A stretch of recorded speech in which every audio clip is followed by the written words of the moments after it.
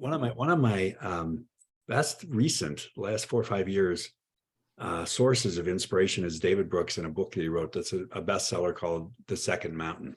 The first mountain is the one that most of us are familiar with, and he's really addressing the mainstream of us achieving oriented men and women, especially men. And the first mountain is to be more, do more, have more, and acquire more. And you keep staying on that mountain for a long time. And he had a very deep personal experience rooted in a divorce later in life that really kicked him in the butt. And it made him start to question a lot of what he called his life.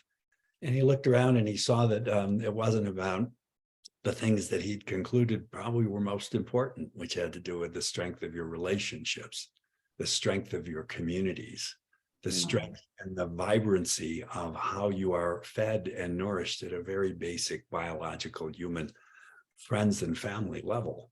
You know, your health is fundamental.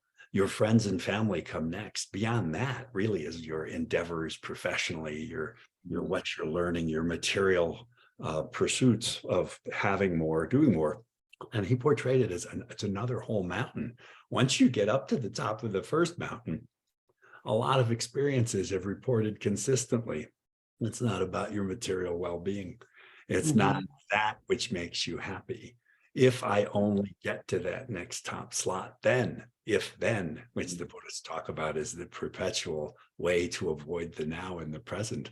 And the second, a lot more to say about the present and the now and the intimacy, intimacy in the sense of into me see and showing yourself so that others can see you. And that turns out to be the stuff that's research-based around fulfillment and satisfaction and a life well lived and a legacy that you look back to say, wow, those are the things that I want to remember and take forward when I'm on my final place saying goodbye to this place to wherever we're going to go next.